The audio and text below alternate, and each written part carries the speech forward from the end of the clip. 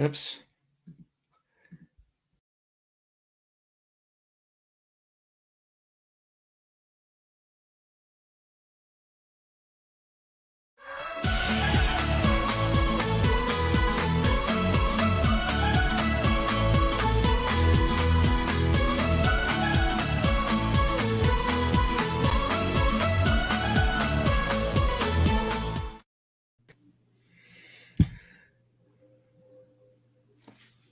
Oh, wait, you're muted. I guess it would help if I unmuted my mic here. But what is up, everyone? Welcome back. We are very excited to bring you kind of our first episode of the Run Disney Rundown.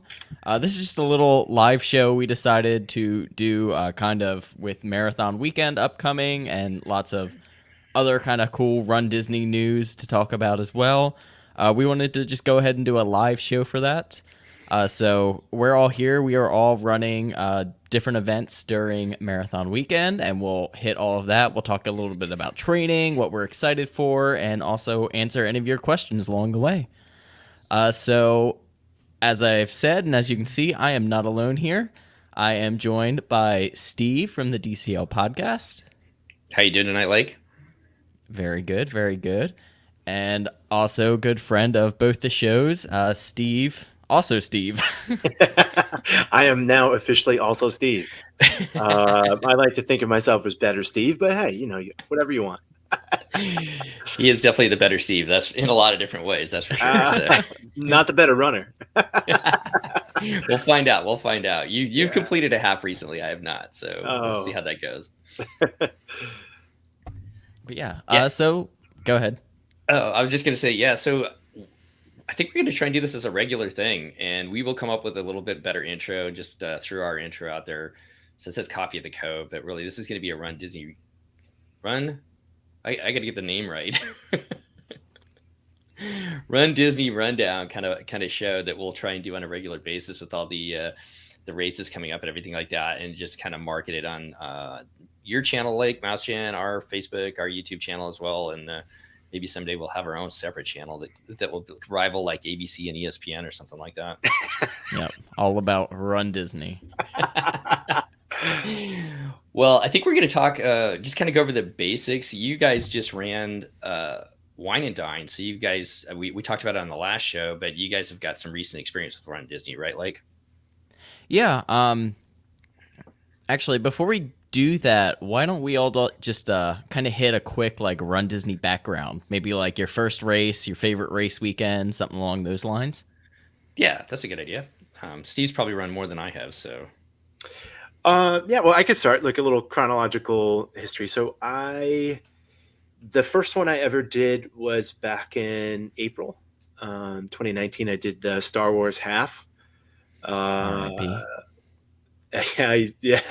I decided to run it. Like it's one of the few that doesn't really sell out typically, or it used to not really sell out right away. And I decided about 2 months before that I'd run, which is, I do not suggest only giving yourself 2 months to run your first half marathon. And since then I've done them all, and I've done a 10K for the Princess. I've done everything else. I've done a half. I just really like that distance. And I've 2 Wine and Dines and a virtual event. I've done the last year when the Walt Disney Marathon weekend was canceled. I did the virtual half, which also happens to be my personal best. So I don't know. Maybe it's because I didn't have to wake up at 2 o'clock in the morning. I have no idea. But yeah, so I've run the whole gamut, and I just signed up for the springtime event coming up in April. So very cool. What's your favorite weekend? I have really loved Wine and Dine so far.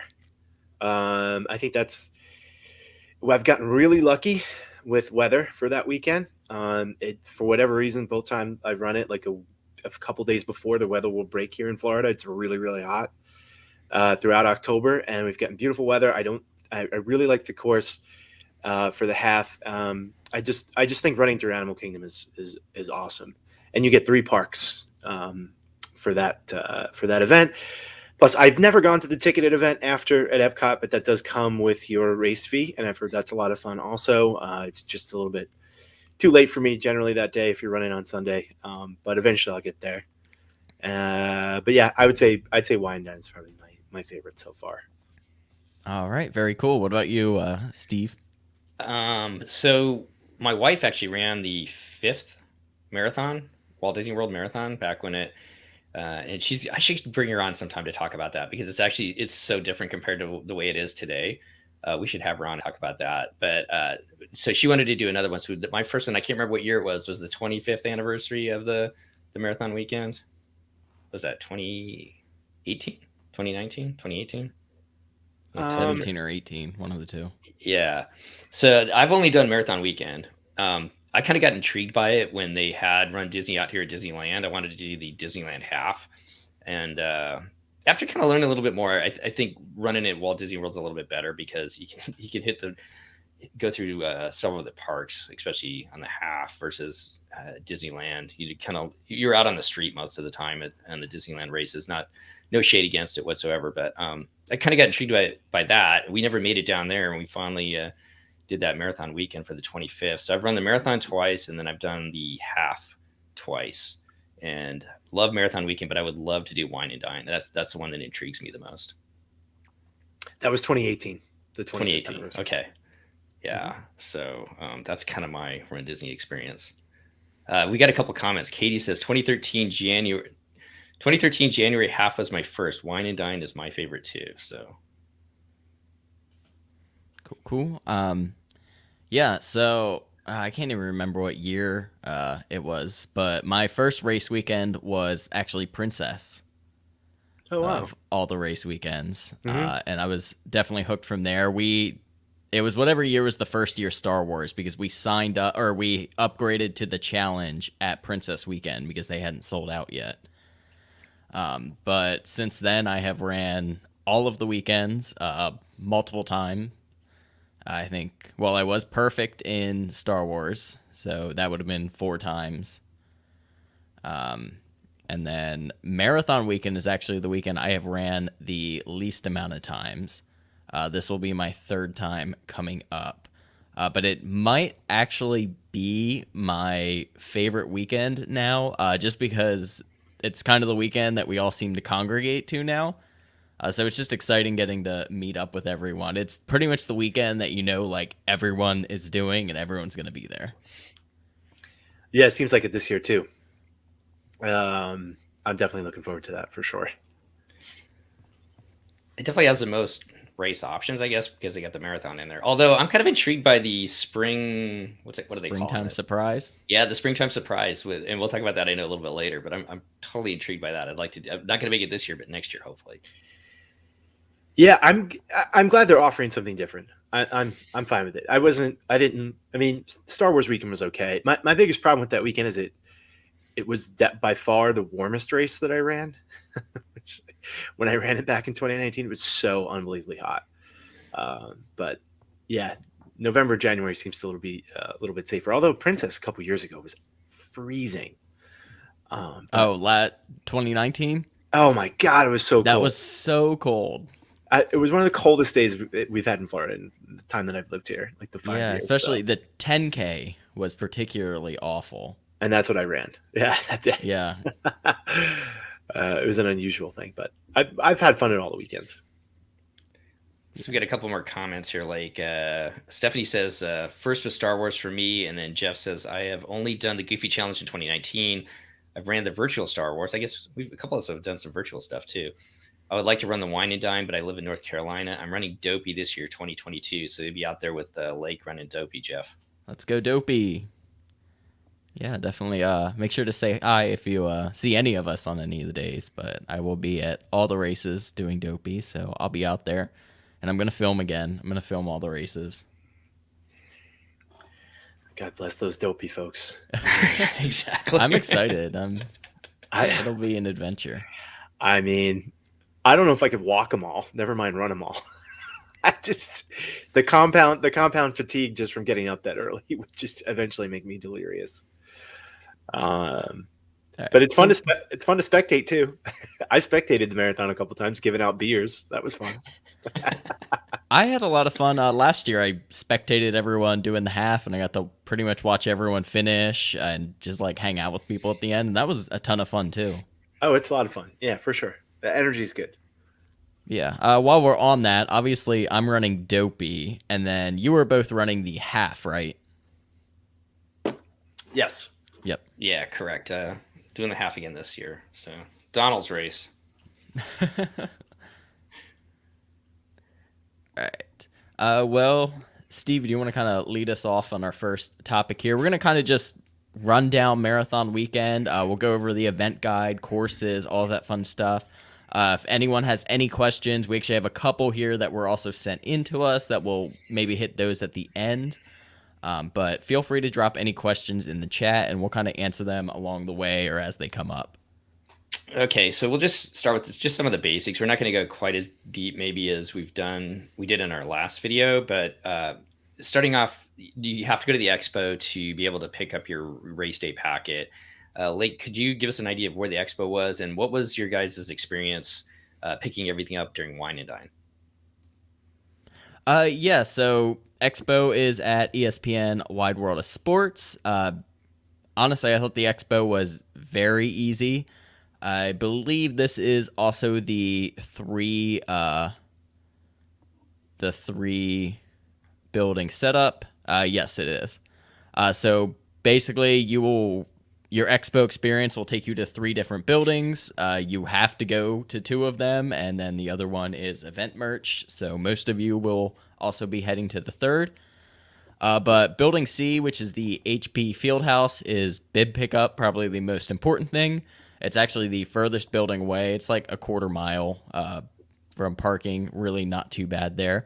And that's going to be the C in the back here. Thank you for pulling that up.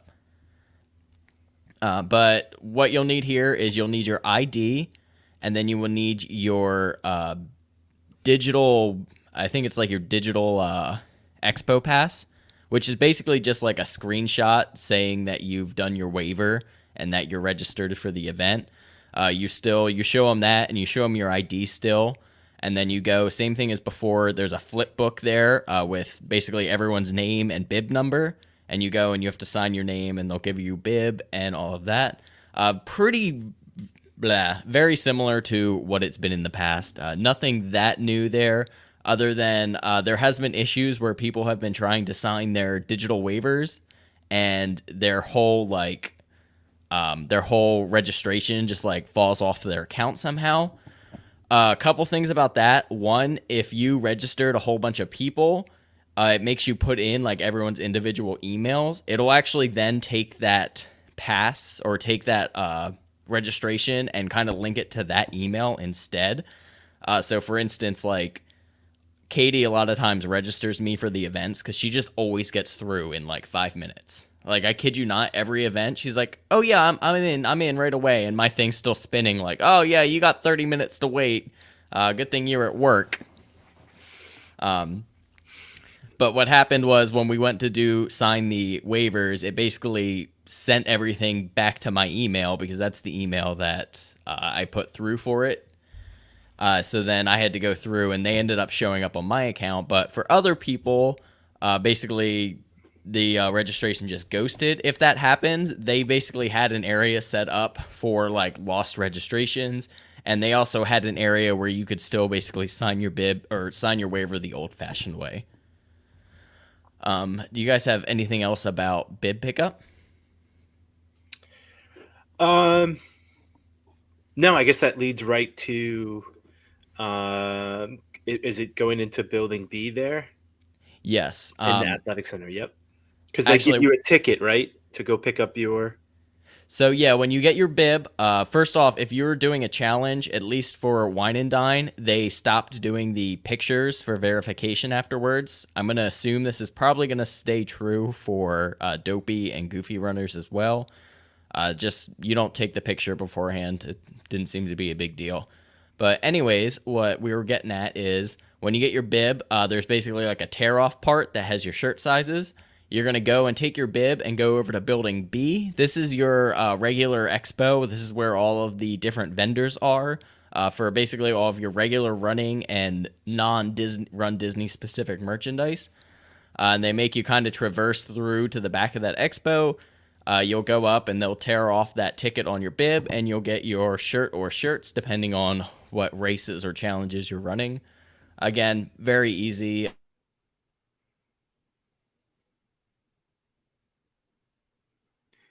Lake, you got muted. You got muted again, Lake. There you go. Sorry, my computer is having a little freak out over here. That's weird.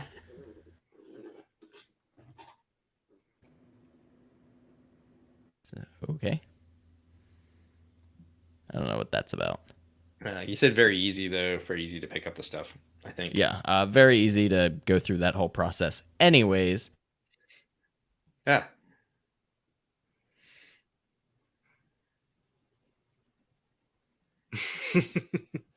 It's got a mind of its own tonight, I guess, huh? Yes. One sec. All right. Well, we'll talk while Lake's working on that. So, Yeah. Anything about the merchandise, Steve, or your experience with the Wine and Dine as far as the expo goes?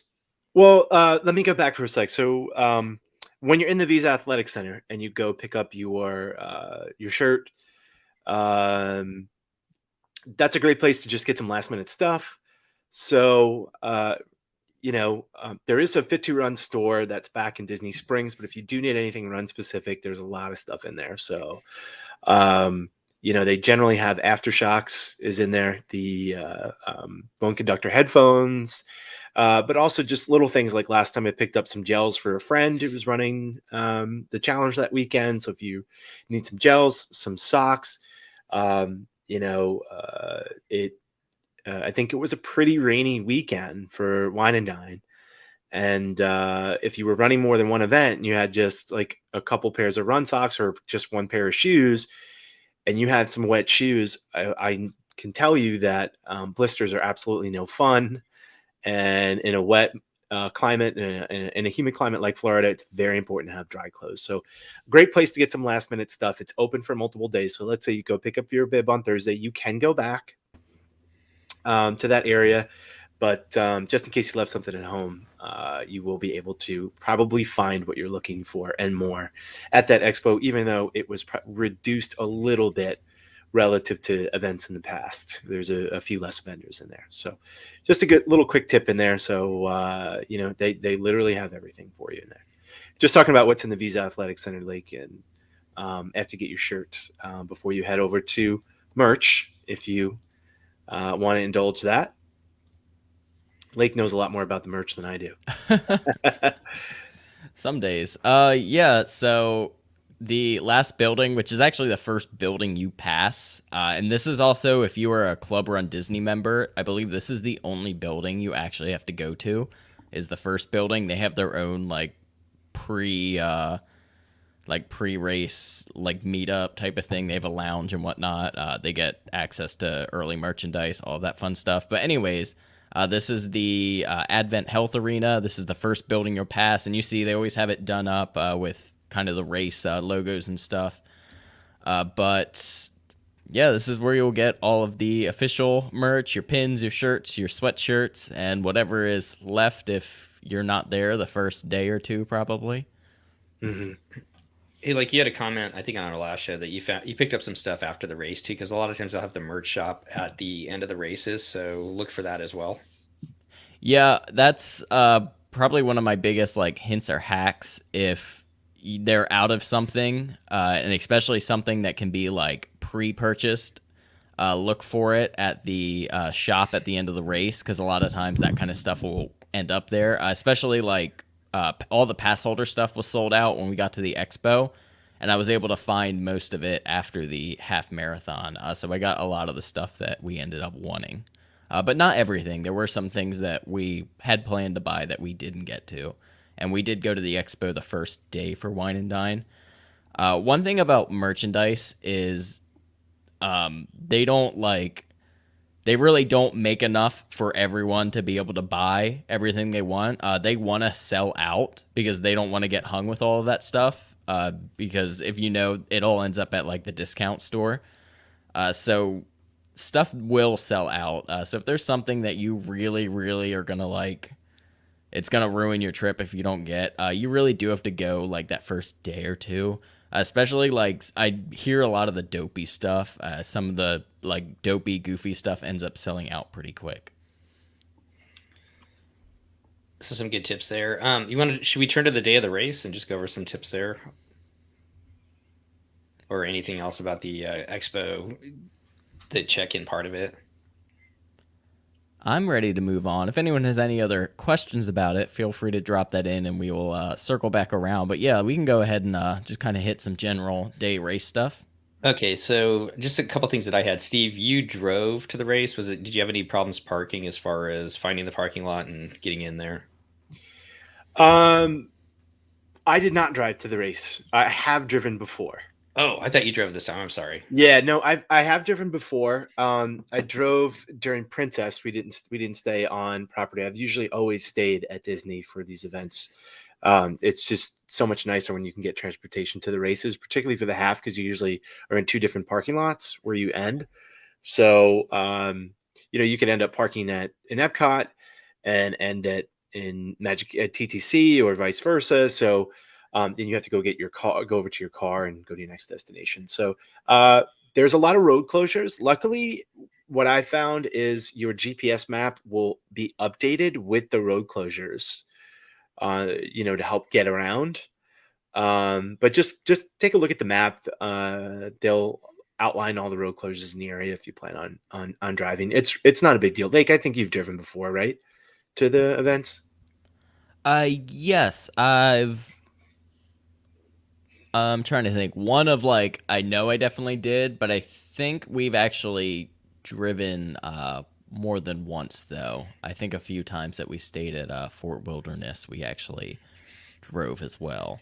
But we actually tend to prefer the buses just because you can get on the bus and sit down, and I guess now you have to wear your mask on the bus, but we used to, eat breakfast and drink our coffee on the bus, that sort of thing. So we've always preferred it for that. Now, benefit of if you drive and you get there a little bit early and it's cold or raining or whatever, you can sit in your nice, dry, warm car and kind of chill out a little bit before you go out into the race area.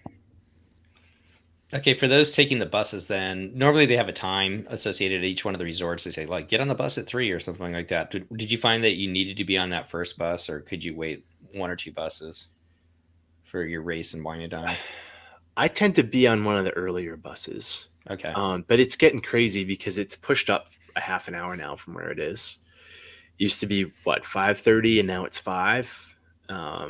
And that's a race start time, 5 o'clock race start time. Yeah, I mean that's when they're getting you over into your career. I mean I think I was on the bus last time like before 2:45 in the morning. Pretty sure. Yeah, they recommend that you be at the buses now for bus start at 2:30. Yeah. Wow. So I think it's That's it's like 11:30 at night my time.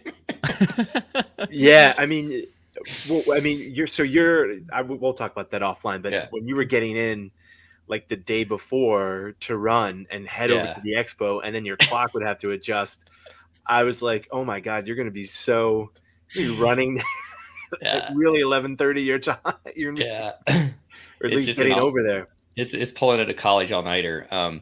Okay, so recommendation, get on one of those first buses, I guess it sounds like, from what you guys have said. I mean, you're one of the few people I've ever had that Walt Disney World weekend where you were in traffic coming from Saratoga Springs. Do you remember that? Yeah. It took you a while. It took you about 40 minutes after I had gotten there to get there. That's pretty rare, I'd say, but I guess it can happen, depending on what bus you get on. So Katie says for Wine and Dine every morning we got on about 30 minutes after they started running and it was completely fine. So don't feel like you have to get on that first one, but so there's a couple different options for you, I guess. I think it all depends on the level of anxiety that you're comfortable with when it comes to getting to the race. Or what you need to do ahead of time. How about the start area, the check-in area? Was that kind of the same where you went through, they checked your you went through like a security, and then was there a bag check? Was that all kind of similar as to previous races? I would say it was all exactly the same. Yeah. Okay.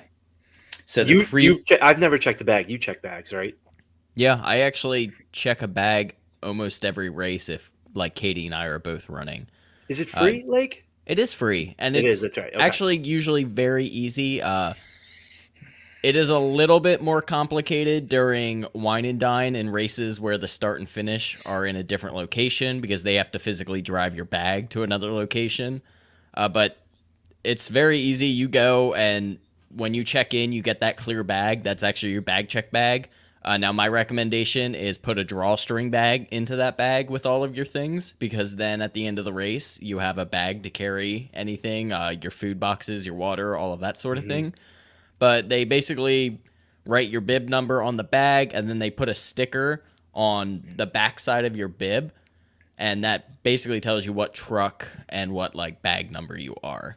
So there's like I think usually 5 or 6 different trucks, and they'll just say, "Hey, this is on the back of your bib. Just remember your truck number one." And then after the race, it's right before you do go to the runners like meetup area. You just walk up to your truck. You say, "Hey, I'm bib number whatever," and most times they're like super on it and super organized. I noticed with Wine and Dine they were a little bit less so, but I've pretty much always had positive experiences overall, and they've never lost my bag or any of that. It's just been sometimes they're a little bit less organized. Yeah, I love the bag check. It's nice to have something dry on after running either half or the full marathon or something like that. So, I may do especially on that those next cooler. time. I never Yeah. do, but you know what? Generally, like I usually have my wife and my kids are at the finish line with the stroller, with the double stroller, and they usually can just carry anything they need that way. So That's awesome. How about the corrals? Any changes as far as getting to the corrals and how that worked? I I was so they're not even. I mean, they're not even calling them corrals now, right? It's like what Start groups. start groups. So I think we touched on this a little bit. When we were talking last time. I feel like they opened them up earlier than they generally do. I want to say. I don't know. Maybe I'm not. And for the first time, it could have been because I just witnessed it. I saw people run that were waiting at the entry to get into the corral. So you're kind of partitioned off until they allow you to go into your start groups, corrals, whatever you want to call them. And then once that opens up, people want to get placement to the front of their start group. Um, and that even can be a little bit tricky, like where you are in the start group because the way they move you around in there. But yeah, I mean that was different, and I didn't understand it at all. Yeah, I didn't get it. I didn't get any of the start group stuff we're doing for COVID. I preferred the old way. I was in like a worse corral. I was further back than I normally was. It was I really think the whole start like I think the concept they had was that start groups was going to be more of a rolling start style. The problem is we were at Disney and we all have that hurry up and wait. And on top of that, this isn't like a local 5K where, the last person might be done in an hour. You're talking about a race that actually sweeps people. So on top of that, everyone wants to be the first in their corral because they want all of the extra time or they want lower lines for characters. So in theory, some sort of like rolling start, I think was what more of what they were looking to do. But it just turned into bigger corrals with like more start groups. So I don't really see how it was like any different. I I didn't get it. I mean, maybe something was lost on me. I didn't know. It was supposed to be better for protocol to keep people distance, and No. it didn't work. I'll go ahead and just note that if you are someone who is, still conscious about the social distancing, You'll get none of it. first off, stay in the back of your corral, like plan to be the last group. Otherwise, you are going to pretty much end up sardined very close to a lot of people. Yeah. So be prepared for that. Once you're on the course, how did the character interaction work? Pretty similar to the past, just they're further away. Yeah, almost exactly the same. The only difference is all of the characters basically have some sort of like little garden edging around them. So you kind of go and stand at the edge.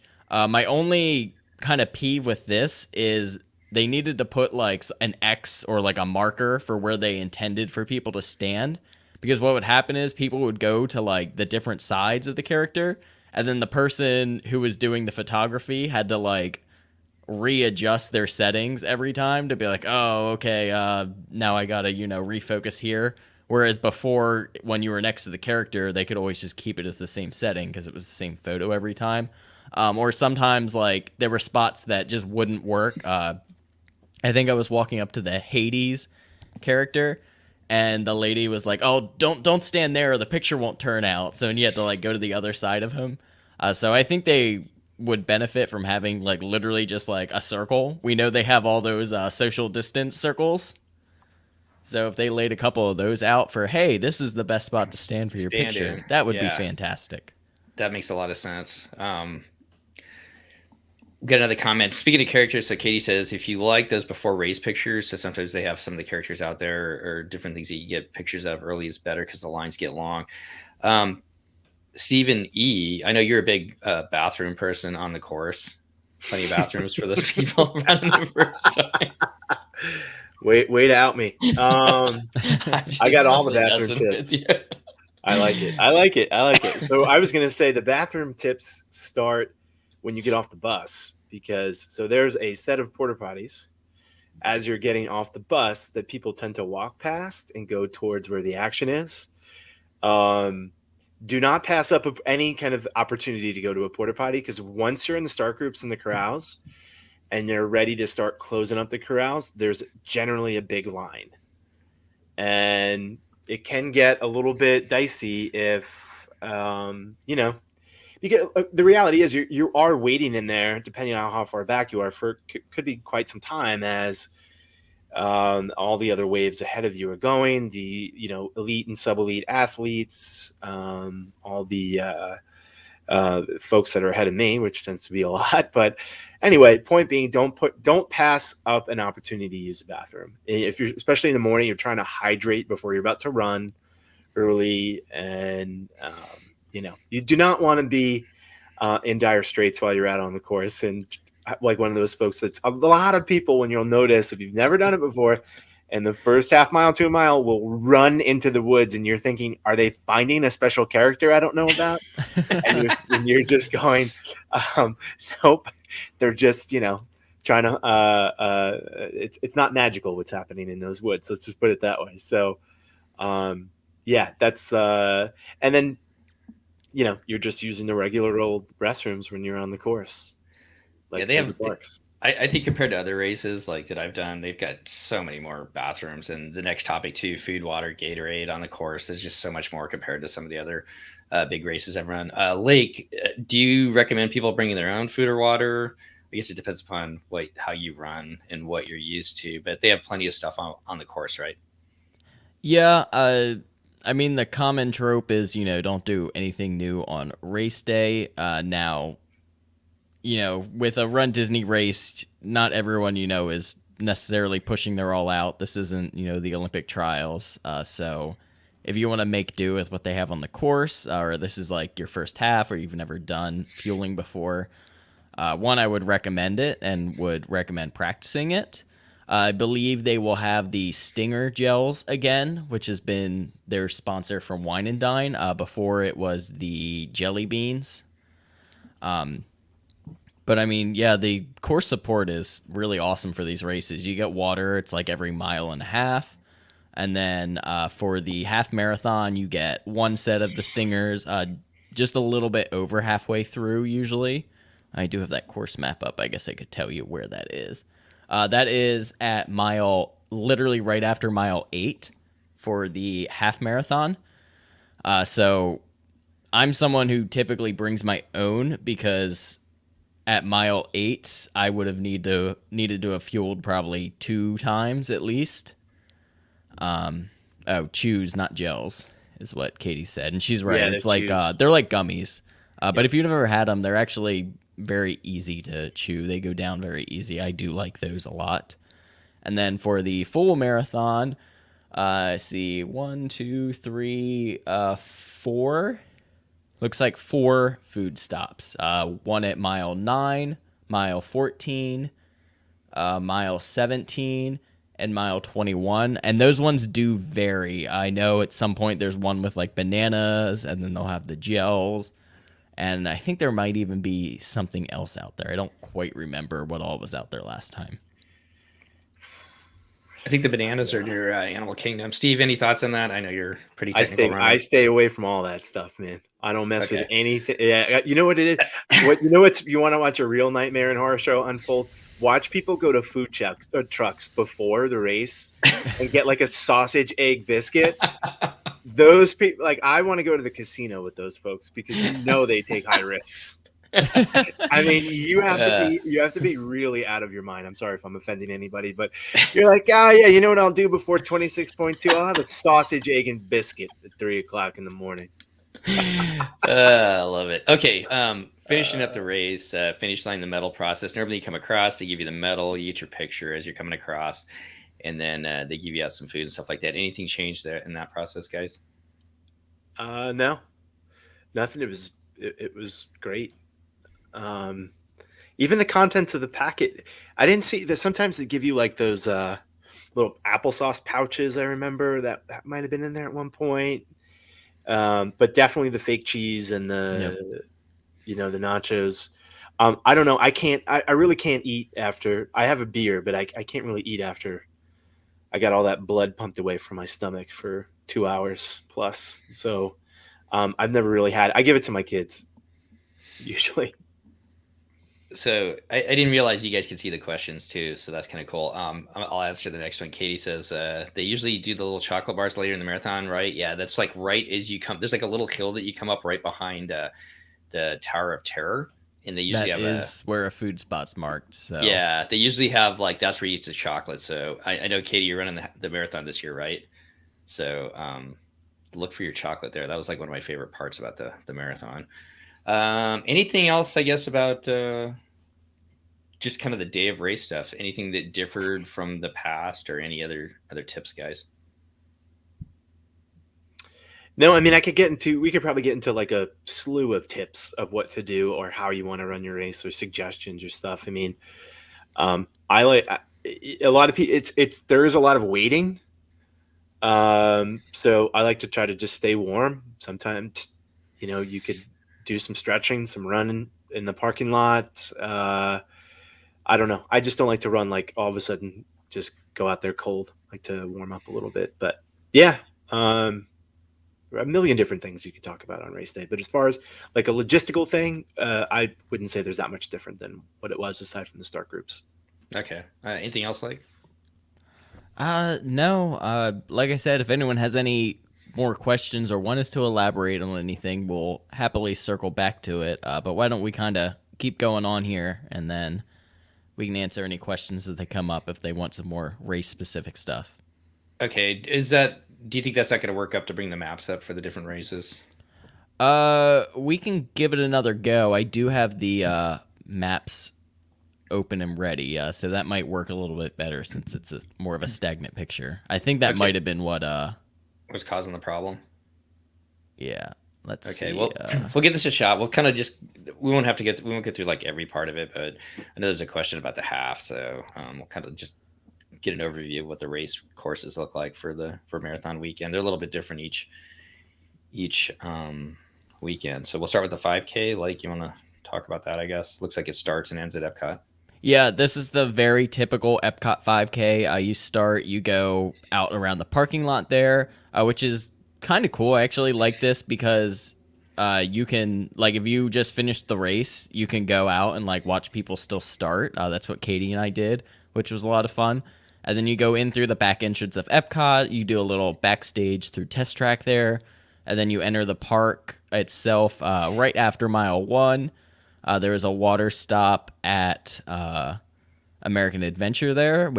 It's actually moved. It was back behind Ratatouille for Wine and Dine, so that's kind of interesting. And then you hit mile 2 right after France. And I do really like that part. In the France Pavilion, you now come in kind of behind Remy's Ratatouille Adventure, so there's a cool picture where you're going like through the sign there. So that's really awesome. And then you actually go outside the park through the back gateway, and you go around the Skyliner, and then you end up back in the park by the UK Pavilion. You kind of run the rest of World Showcase. You go out by Journey into Imagination, the land, the seas. You go under the Spaceship Earth, and then you're at mile 3 in the finish there. Very typical 5K course. Okay, let's move on to the 10K. I like can we just go back to the flex though for a second? Like, did you say you finished the race and you got to watch people start it? Yeah, I mean that was like I don't want to gloss over the fact that you realize. Yeah, he's like, I go out and run like a 23-minute 5K, and people are still starting the race. Actually, it was a lot less dramatic because for the 5K, Katie and I just like ran it. Like we weren't going fast at all. It probably was like, I don't know, maybe a 45-minute 5K, and we finished, and then we kind of got out and we got to watch like the last maybe 10 minutes or so of people starting.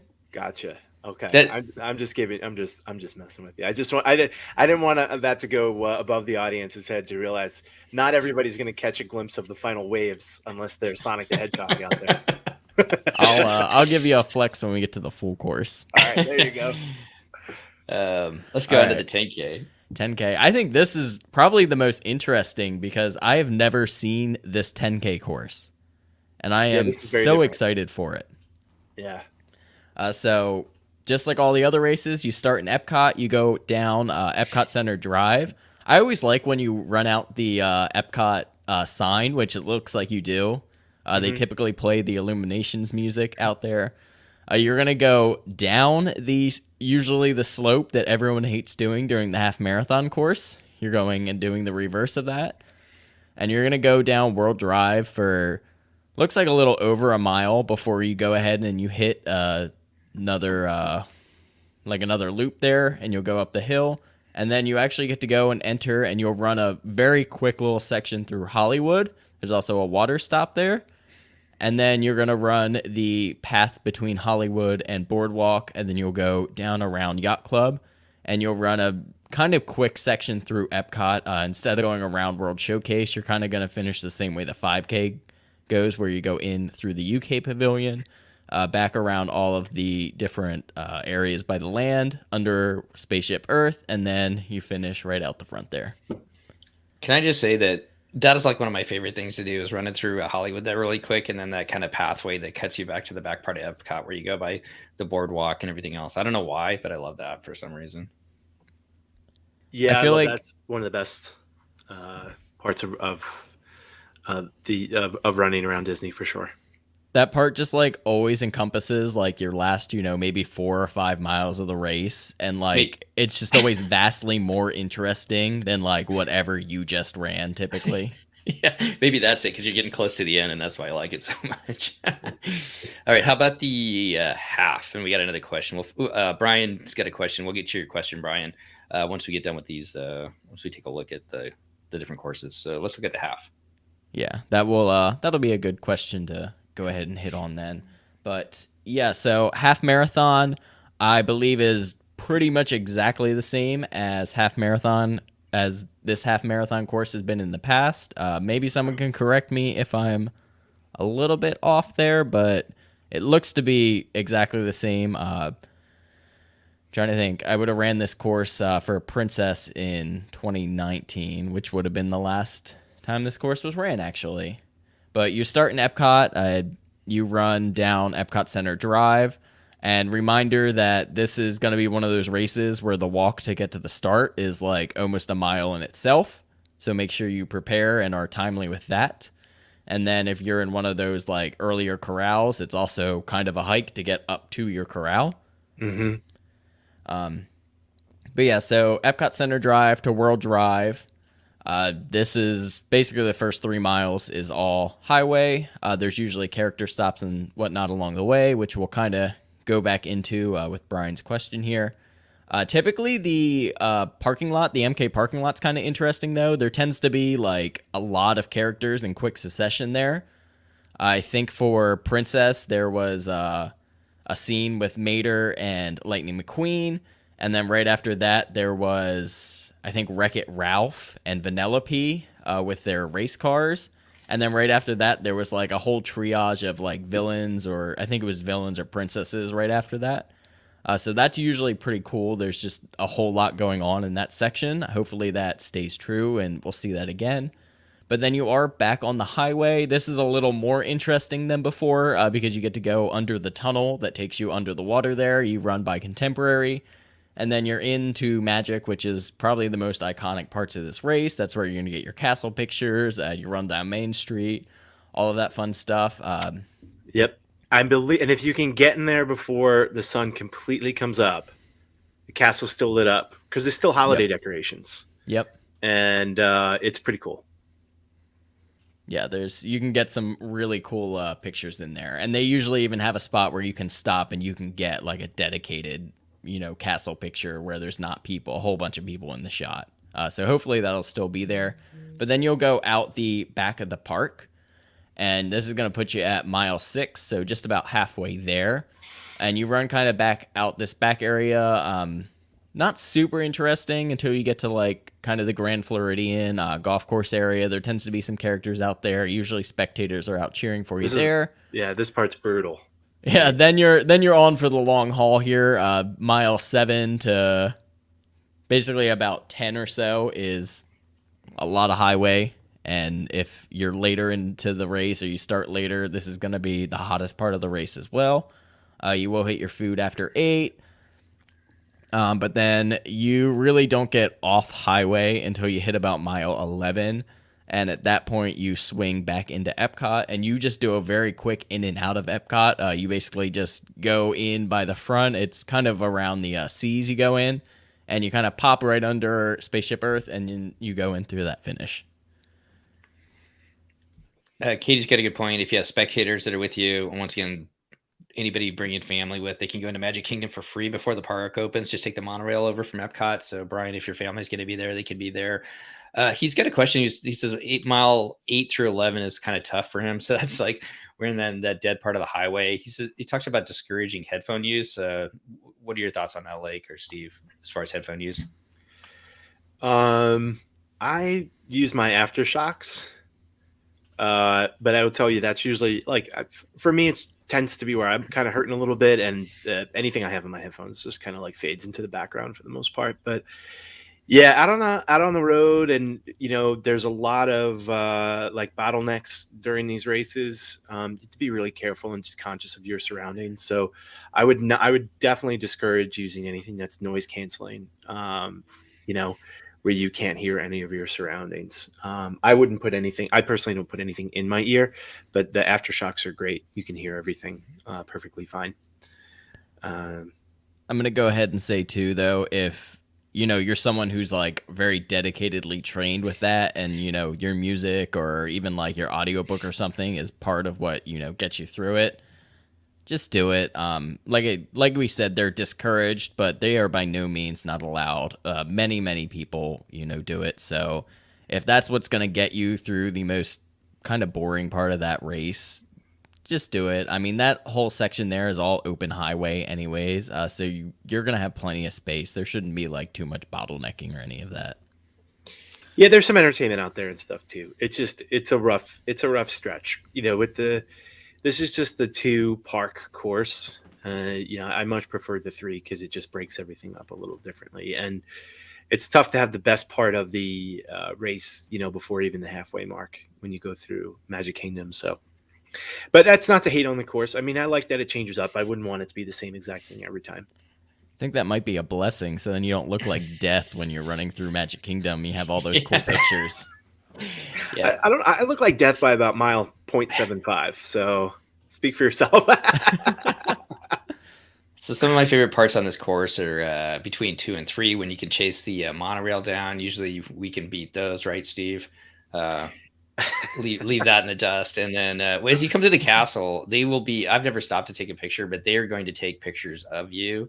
So if you have the photo package, there's going to be people like, I think in 2 different spots. So I guess as you come outside of the castle, be ready for that. Just be looking for them. You'll see them ahead of time. So if you want to, give it your best look or something like that, they can catch some great shots of you. Like there's an awesome picture of you running outside of the castle.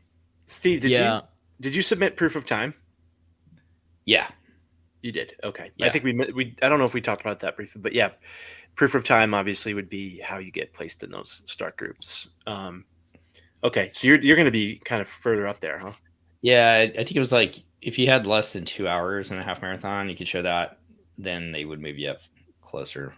I think the Run Disney people or the Club Run Disney people might be in front of us too. Maybe they're behind us. I don't know. No, I'm not going to be up with Lake. That's for sure. Well, you What, guys will probably have about 2 or 3 beers. Actually, before I I'll, make I'll it ask over. you after. I could probably tell you where you're going to be. Okay. We're kind of 50 minutes in. Should we move on to the marathon? Yeah.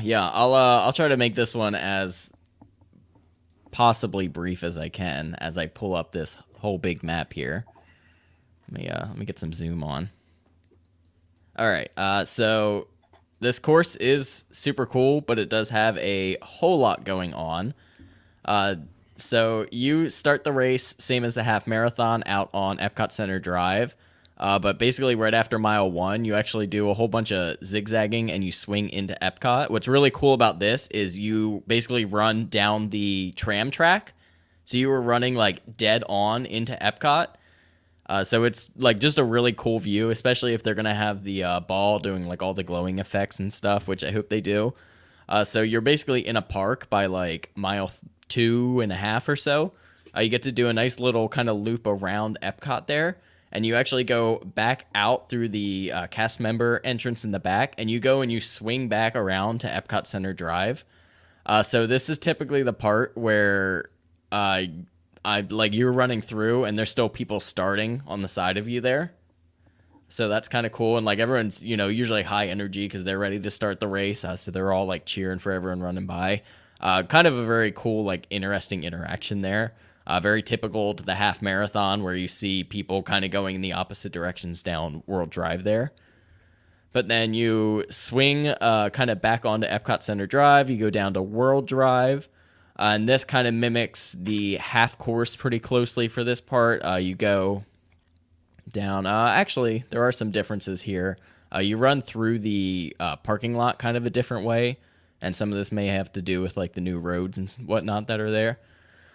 But you go through the parking lot, and then you're going to go back through Magic Kingdom, pretty much the exact same way as the course. So you'll get your Main Street, you'll go through some of the lands, get your castle pick, all of that. You go back out the same way as the half marathon, down by Grand Floridian, all of that. Now, where you change here is you go down the back side, or the back road behind Magic Kingdom and Animal Kingdom. I think it's like Bear Creek Road is the name of that road. And you run. I like this part. It's kind of like wooded and enclosed. It's a really interesting part. This is kind of the first few miles of the other half course that Steve brought up a couple times there. So you run kind of all the way down to Animal Kingdom here. I'm getting out of breath here trying to explain this all. You run a little bit, very quick in and out through Animal Kingdom. It does look like you still run by Everest, so if the park is open, I'm going to assume they will still allow you to attempt to ride it if the park's open, but don't hold me to that. You never really know, but in the past, you've been able to ride attractions if the park has been open and you run by them. So then you swing back out of Animal Kingdom, and you kind of double back up that Bear Creek Road, and you go up to the road that takes you by Coronado. I can't remember what it's called. But this is like the worst part of this race. So like this is the part that I just remember being like, okay, this is pretty awful. I was bonking pretty hard. And like this whole 19 to 20 is like just a slight uphill all the way. And it is just like terrible. Like, didn't it used to go through ESPN, right? Yes. So in 2019, they changed the marathon course to something pretty close to what this is. I think there are some slight changes. So I never ran the course that went through ESPN. Yeah. But that used to take you out Animal, and then you ran all of Osceola. Exactly. Yeah. This is better, I think.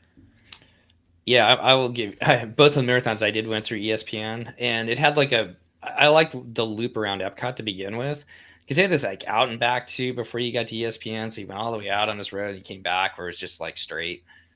they're just putting miles in there. So I like the creativity here. But ESPN, I don't know, man. That was not my favorite part. The best part about it was it finished up. You got to run like around the baseball stadium that the Atlanta Braves used to use, and then out. But it was a lot of just winding around different ball fields. So I don't know. That was like my least favorite part of the marathon, I think.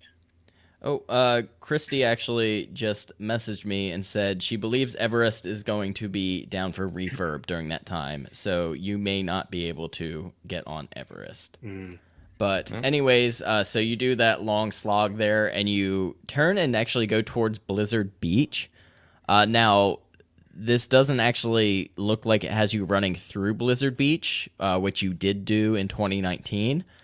I'm actually somewhat okay if they cut that part out. It was interesting to run through it. However, the way Blizzard Beach is designed is it's like a lot of really hard turns on a path that's maybe 4 feet wide. Not good. So yeah, it's like running through a maze. It really was. Like there were points where you were turning like probably 340 degrees to go down another path, and you know, for me, it wasn't a huge deal. It was annoying because you're making all these turns. But if you're in a congested like area with a lot of people, that would be absolutely terrible. So I get why they would cut that out. But then you are gonna keep following. I can't even remember. That's Epcot Resorts Boulevard. I think it might be called something different on that side of the road.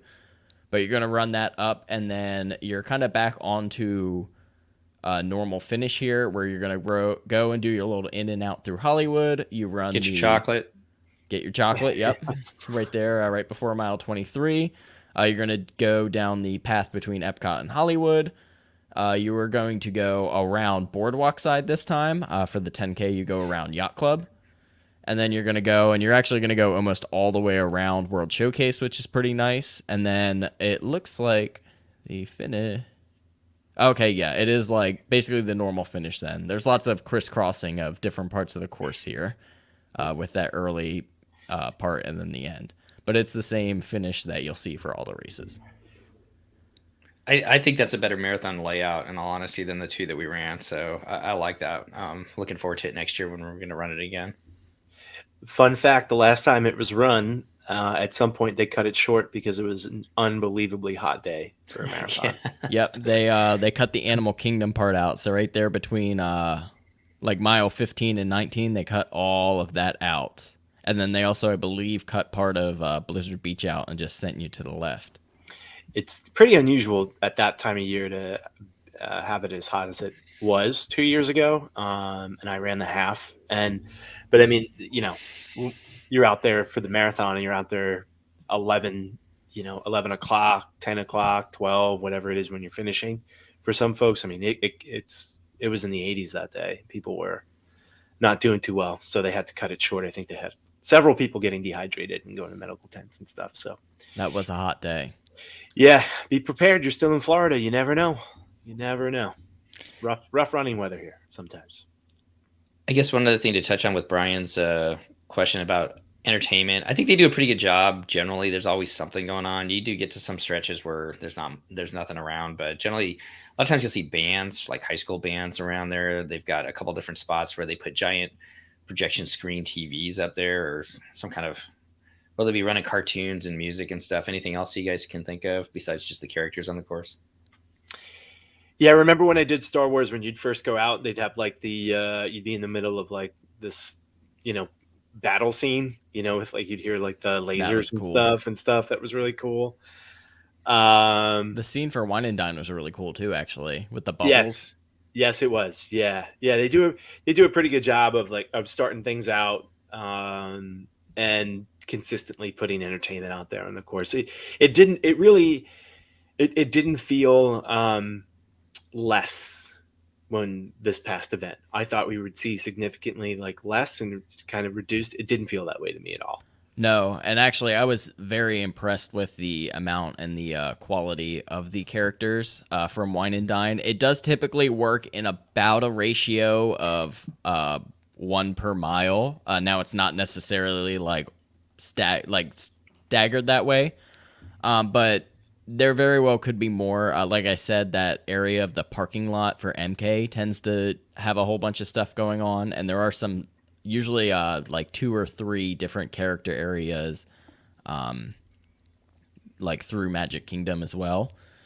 But like I said, typically the ratio that I think they look for is about 1 per mile. But that doesn't tend to include. They usually have the various different DJs out there. Like you said, the bands tend to be out there. Usually there's like some different cast member like groups out there. Like they have the Society of Explorers. They tend to be out for most races. The construction workers have been out for a lot of races as well. They'll typically go wherever there's construction. They're just like cast members who are being comedic about construction. Steve's favorite, the Green Army men out there yelling at you. Yeah, I They love were that out there guy. last time. Yeah, when he's on the hill there, as you're coming up, going towards at least on the marathon, when the old route when you're going towards Hollywood Studios. So we're kind of an hour in, guys. We're gonna try and hit on the springtime stuff. Do you want to touch on that, or should we save that for the next one, or what do you guys think? Oh, we could talk about a bunch. We could save some of it for the next time. I think we did a pretty good run through of everything leading up to this. What do you guys think? Yeah. We can kind of just like maybe wrap up with the fact that that happened. And if any of us signed up for anything there. Yeah, so I ended up signing my wife and I up for the 10K. I think it's like Ratatouille themed 10K. It's that Saturday. So yeah, I'm pretty excited. I would have liked to do a few more of them, but at least we'll be out there for Ratatouille on Saturday. I thought the 10 miler and the 5K both look cool. I mean, the 5K is the nighttime race. And that's pretty cool that they're bringing that back. Yeah, it's also like some sort of like scavenger hunt type of thing as well. Like there's some whole other like participation element in it that I'm excited to try. Yeah, I think it was a smart move for them to have that weekend. That again, if you really love Star Wars, I'm sorry, and you missed that weekend. But honestly, it didn't really sell out often. It was one of the few that it would take a while, or sometimes really wouldn't at all. I don't think it really ever sold out. Yeah, and so their goal of these things is to get them to capacity. Yeah, having something rotating in there is probably real good for them, and I appreciate it. And I don't know, maybe we'll see Disneyland races come back if the city of Anaheim and Disneyland ever get along. We'll see about that. Doubtful. But Katie and I both signed up for the challenge for it. I mean, you've got 3 pretty interesting sounding races, and it's the first time that the challenge for a non-marathon weekend race includes all of the races. It usually doesn't include the 5K, so that's pretty cool. Excited for that. Yeah, I saw the price of it, and then I was like, wow, that's a lot for 2 races, and then realized it was all 3. Yeah. So it didn't have quite the shock. But yeah, it should be fun.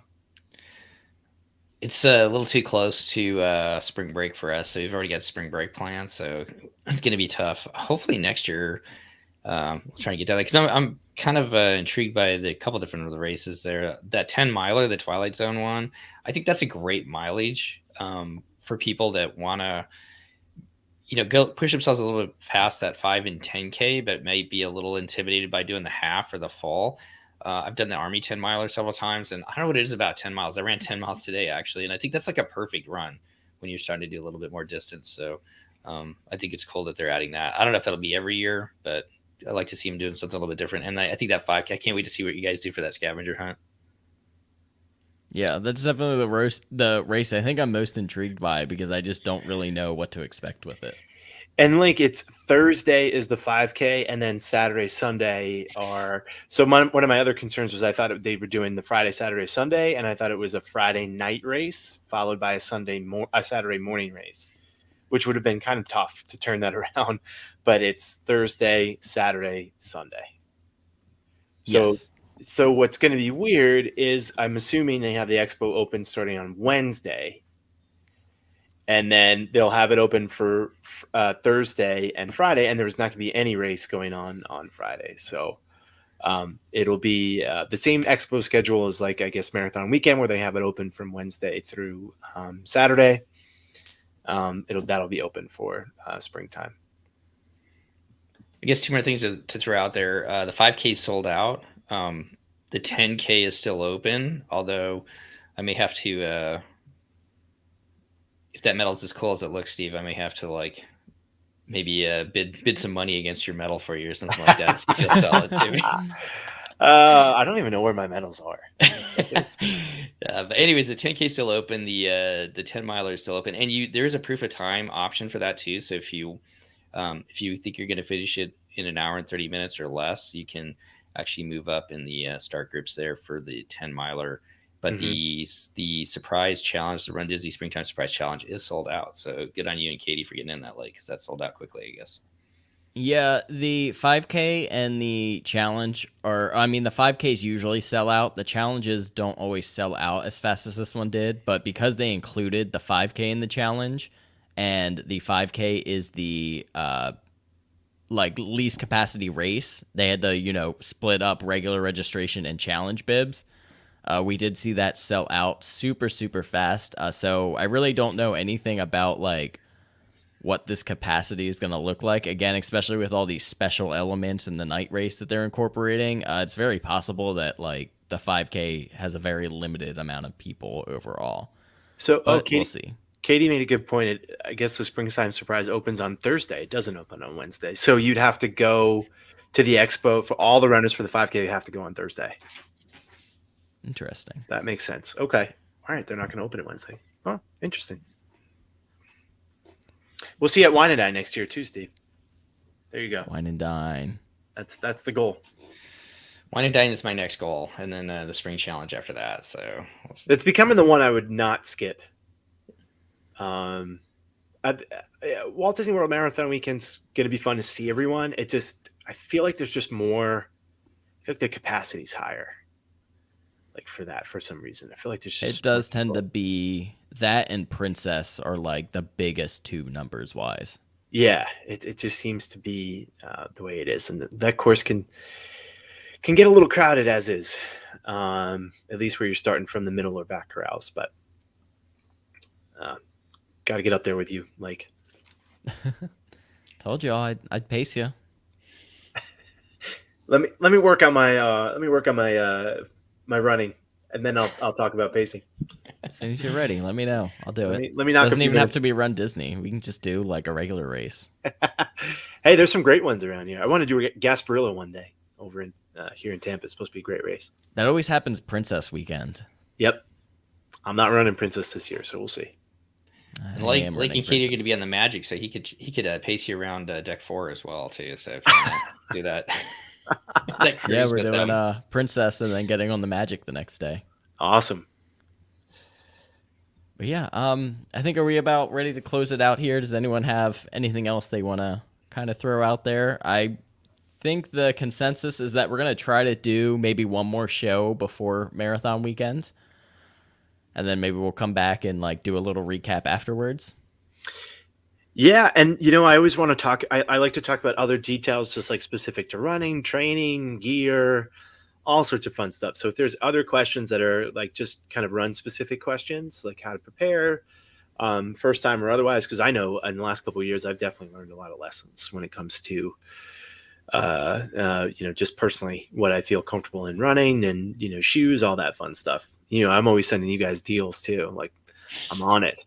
With the run gear. I'm a big believer in making sure you have great shoes and do not hold back, with your spending for your shoes, because you will pay dearly if you do. But so even if there's any suggestions or other feedback of stuff that people want us to cover, that'd be awesome. Yeah, as always, feel free to add any other questions you have in the comments. Most of the time we'll probably just reply with a message there, but some things we may go ahead and just answer on our next show. But kind of what Stephen was getting at is, I think next show maybe we'll talk a little bit more specifically about kind of us and our prep for the races, training, gear, things we bring with us, all of that sort of stuff, and kind of really get you get some of like our tips rather than like the general overview of the races. So anything else to add there? No, nothing else from me. It was fun overcap or overview for everybody to kind of get ready for marathon weekend and look forward to our next show. This is a good time to get together with you guys too. Yeah, well, we'll go ahead and we'll post whenever we decide to do the next show. We'll put posts out on all our different pages there. So look forward to that, and make sure to like, subscribe, ring the bell for wherever we're watching this, so you can find this on the DCL podcast page as well as on our channel MouseGen. And if you do or don't follow either one of those, go and follow the other one because they're both super great. Steve has an awesome show, all sorts of different crews and other Disney variety content there. We've listened to his show for years, even before kind of starting our own channel. So would definitely recommend. And if you guys are going to be at Marathon Weekend, let us know.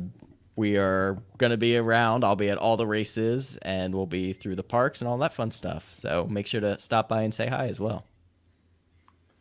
Yeah, definitely. I think we might have like a little meet and greet too, or not meet and greet, but like a meetup if anybody can make it up. I think we're thinking about going to Epcot Saturday night. So if anybody, although Lake and Katie will be getting up early for the marathon, so I'm not sure they're going to be out there too late. But we might do a quick pop by. Yeah, we'll get that out there too if anybody's hitting the parks afterwards. So this is super fun, guys. Thanks for doing this, Steve and Lake. Yeah, this was great. Thanks for having me.